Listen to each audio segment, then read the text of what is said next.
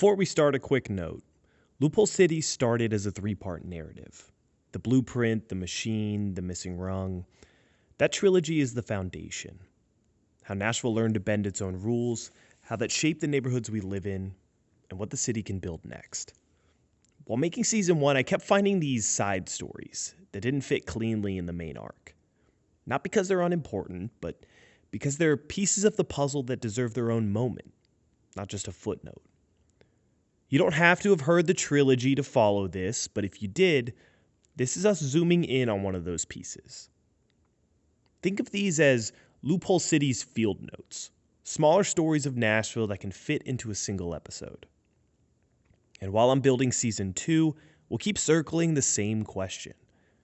How did we get here, and what can Nashville do next? Today's field note is about a thing that's been hiding in plain sight. There are 6 independent cities inside of Nashville, with their own zoning, their own rules, and borders you can feel even when there's no welcome sign. This is Loophole City.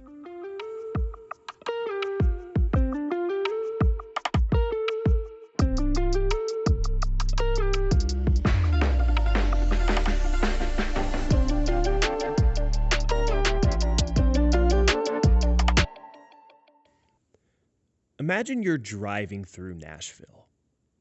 Not on a road trip, not a scenic route, just a normal weekday drive. Windows up, coffee in the cup holder, the kind of route your body knows better than your brain. Same stoplights, same potholes, same stretch of road you've done 100 times.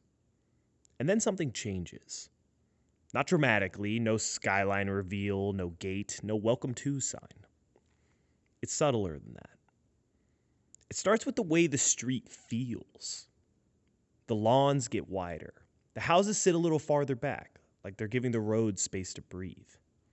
The asphalt gets smoother. The traffic calms down in a way that feels negotiated, like everyone silently agreed to stop rushing. And then you notice little things. The street signs look slightly different. A speed limit sign feels unusually polite. And then you see it. A police cruiser. And it's not Metro. It says Belle Meade Police or Berry Hill Police. And that's the moment your brain catches up with what your body has already felt. You didn't cross into a different neighborhood. You crossed into a different city inside of Nashville. And these borders decide where traffic builds, where rents rise, and where your neighborhoods change first. Nashville has these pockets, 6 of them, called satellite cities. And if you've never heard that term, it's exactly what it sounds like. They're their own municipality, their own governments, their own police force. They sit inside of Davidson County. They look and they feel like Nashville. And they blend in so well you can drive through them without realizing it until you notice the rules. Different zoning, different decision makers. Which means when we ask the big questions, like what comes next for Nashville's housing, we usually reach for the obvious stuff. New zoning, new plans, new housing types. But there's a quieter question under all of it. Where can the next chapter actually land if parts of the map aren't playing by the same rulebook? Today I want to show you how the satellite cities formed. Because once you see them move, you start understanding something about growth in a city. If it can't find a home, it doesn't disappear. It reroutes and finds the seams. So, how did Nashville's satellite cities form? Before we get to the dominoes, we need to start with a quick piece of context.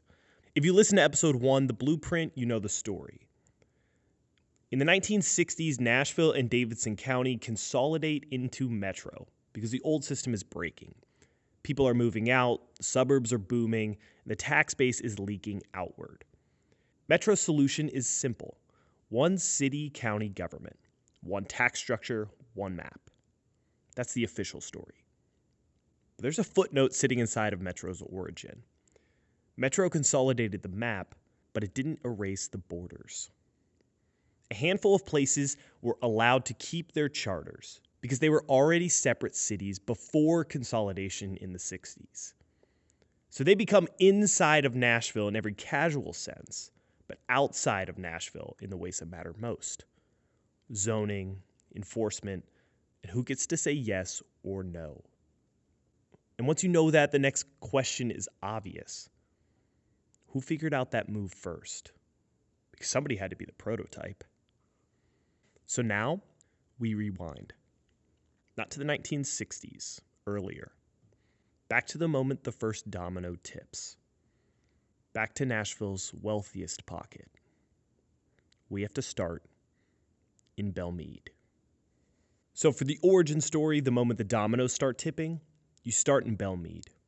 It's the first place that looks at growth and decides we're not negotiating with it. So here's the setup. We're in the 1930s, and property in Belle Meade is held together by something called deed restrictions. And that sounds boring until you realize what it is. A deed restriction is a rule book stapled to the land. It follows the property owner to owner, and it tells you what the lot is allowed to become. In a way, it was a zoning code before there was a zoning code. And most of the time, these restrictions weren't permanent. They were written with a timer. In Belle Meade, the deed restrictions said, no apartments, no shops. Keep Belle Meade, Belle Meade. It wasn't city policy. It's not government. It's just an early homeowners agreement. Wealthy people deciding on paper what their corner of the city should and shouldn't become. And for a while it works, until the economy starts improving, until Nashville starts growing, and then proposals start showing up. Proposals for apartments, bigger projects, new uses for valuable land. And you could picture the dilemma behind closed doors, because the threat isn't just a developer wants to build something new. The real threat is the one you can't debate with: the clock. Those deed restrictions, holding Belle Meade together, are set to expire at the end of 1938. And renewing them is not a group decision. It's not a vote. It's not a neighborhood meeting. It's every individual property owner making their own choice. Which means the entire consensus of the neighborhood can be broken by one person who decides, actually, I'd like to sell to an apartment builder for top dollar. And that's the crisis. And to understand why that fear was so specific, you have to flash back for a second. Along Belle Meade Boulevard, there's a modest 3-story courtyard building you can still drive by today.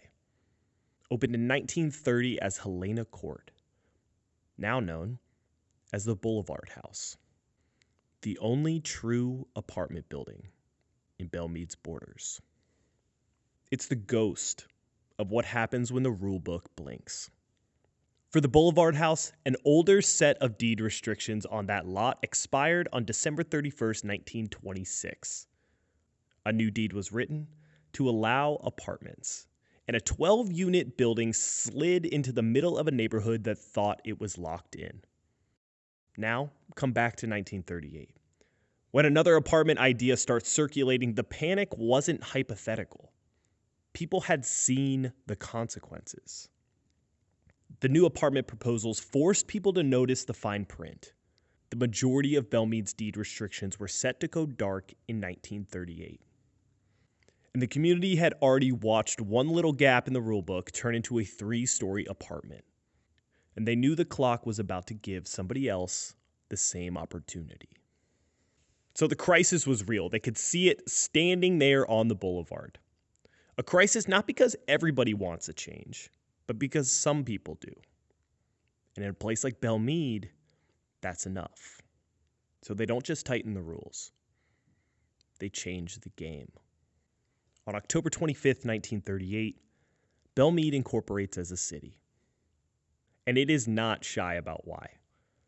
The original charter says it plainly.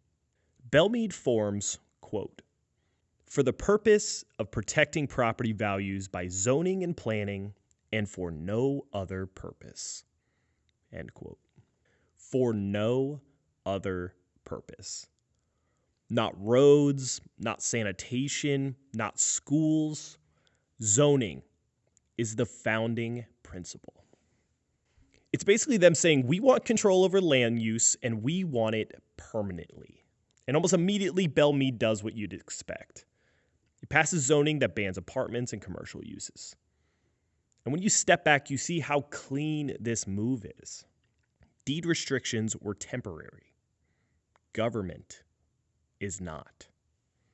In a Nashville Scene article, Alex Pemberton put it best, quote, "Where most cities have a zoning code, the Belle Meade zoning code has a city."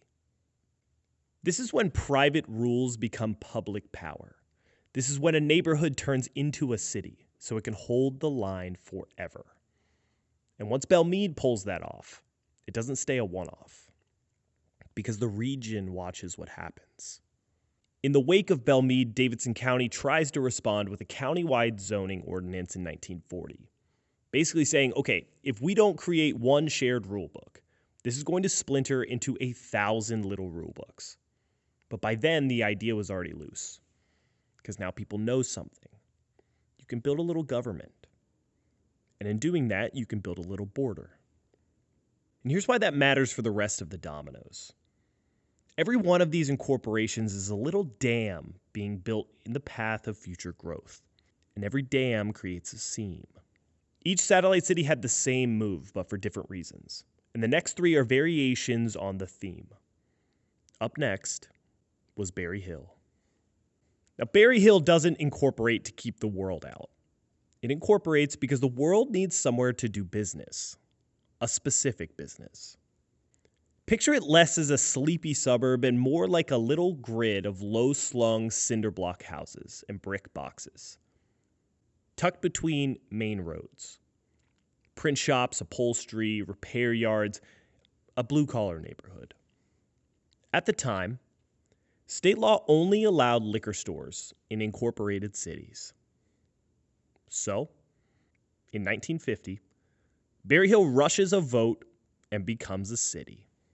It sounds like a weird technicality until you sit with what it really means. Incorporation isn't just about identity. It's about leverage.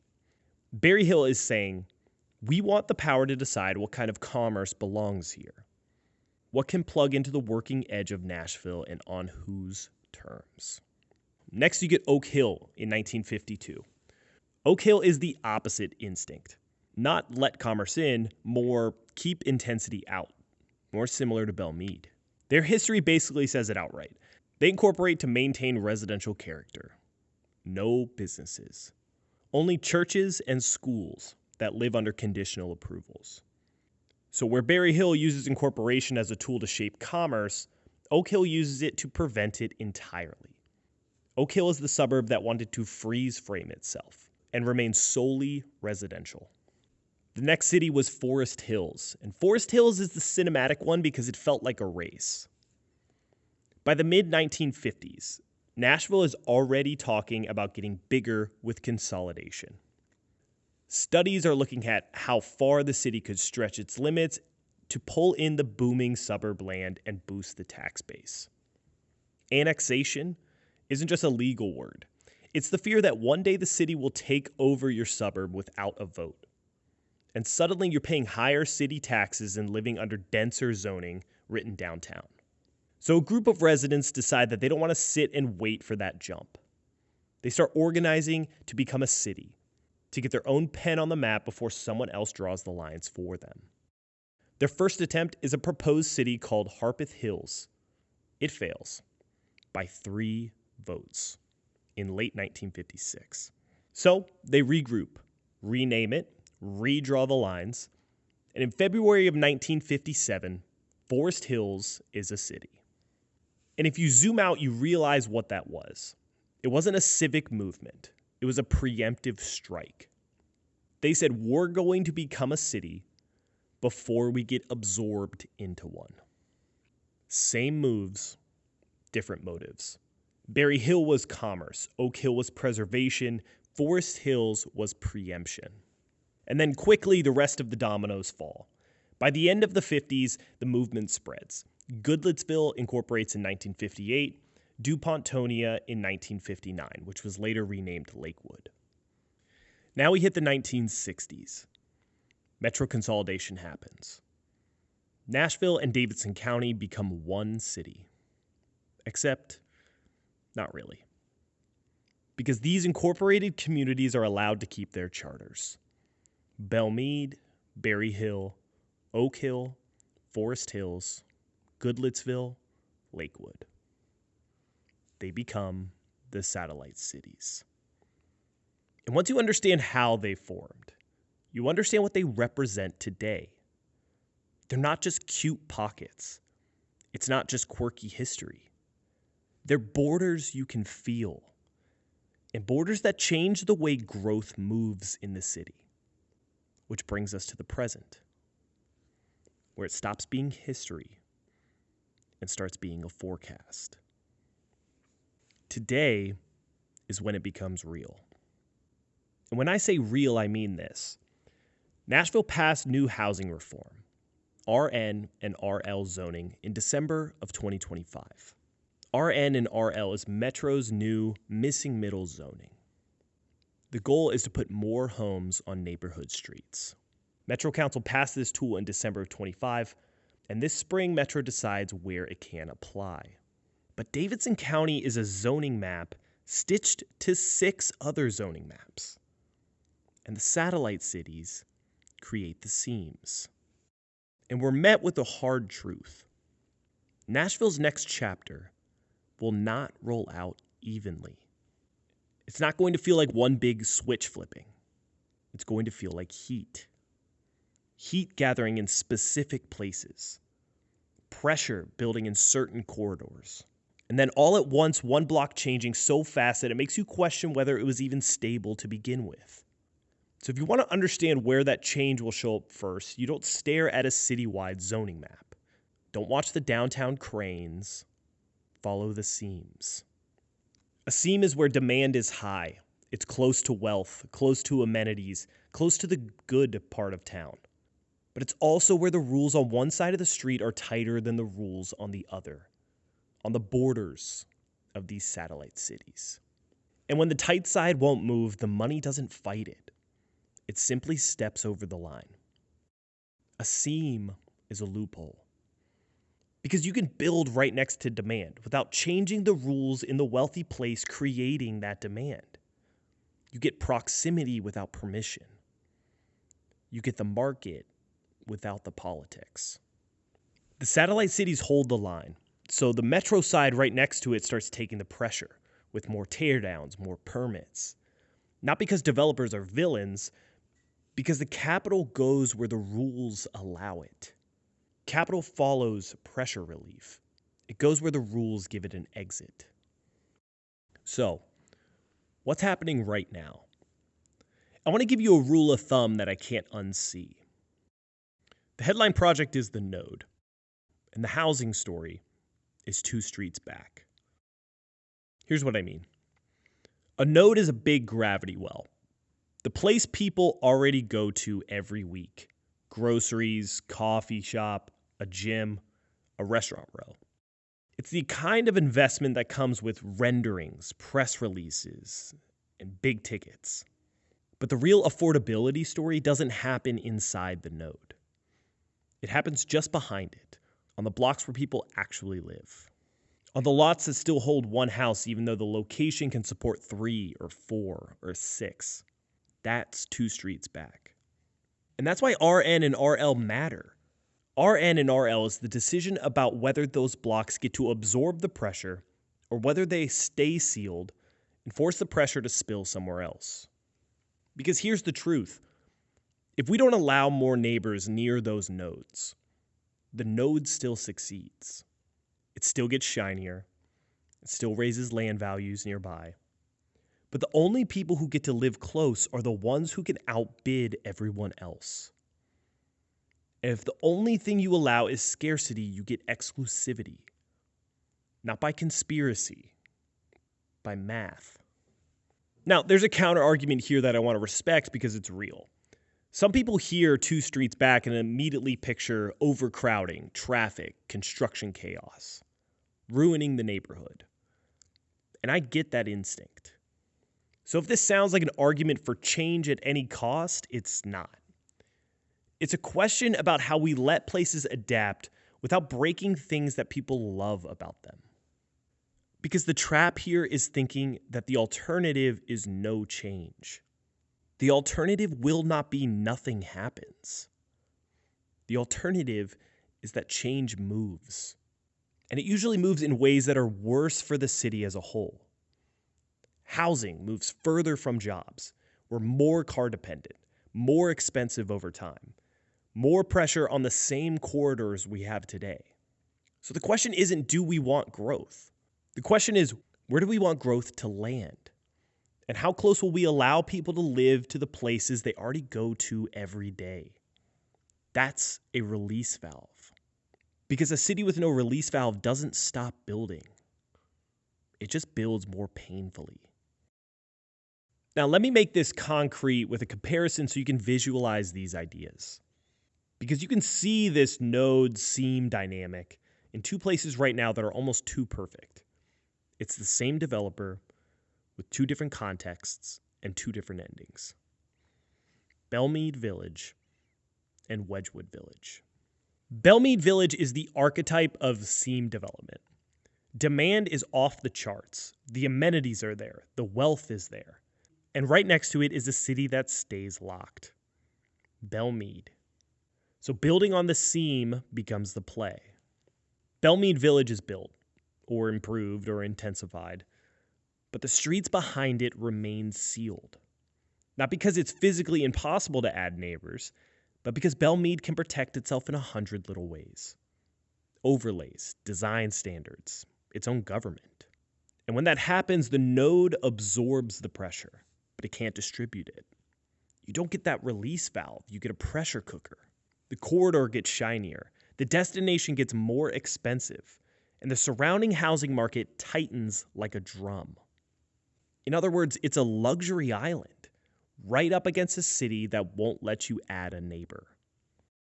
On January 23, 2026, AJ Capital landed a $475 million construction loan for Belle Meade Village, a 15.5-acre mixed-use development, and not technically in Belle Meade.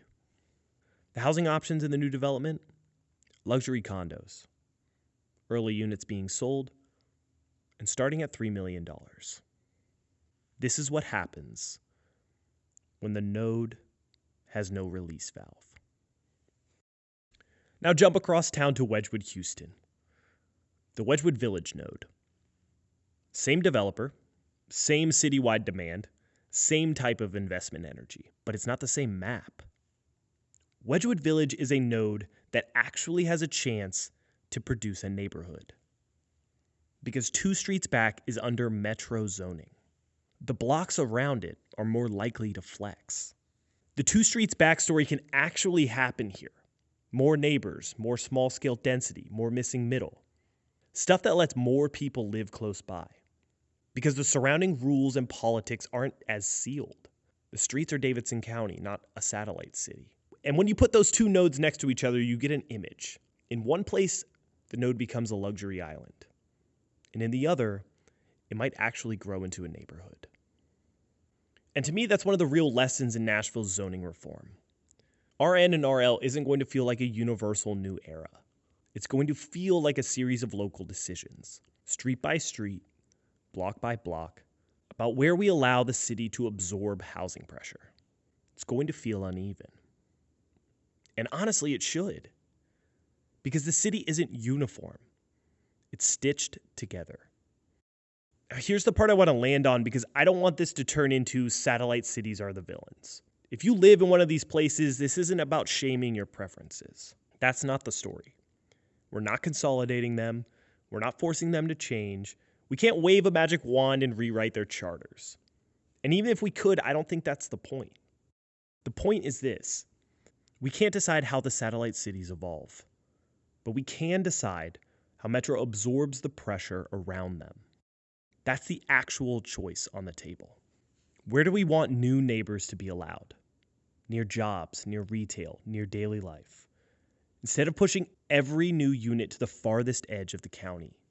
And if we actually want RN and RL to solve anything, if we actually want it to be more than a nice idea, we have to treat it like what it is, a release valve. Because if the valve stays closed, the pressure doesn't go away. It just moves. And Nashville has spent the last 20 years getting very, very good at moving pressure around instead of dealing with it head on. RN and RL is a chance to do something different. Not everywhere, not all at once, but in the exact places where the city is already telling us to. At the seams. So the next time you're driving through Nashville, pay attention to the moment the city quietly changes. The roads feel different. The rules do too. A different sign, a different police cruiser. That quiet shift with no welcome sign is where Nashville's next chapter is going to leak out first. 2 streets back.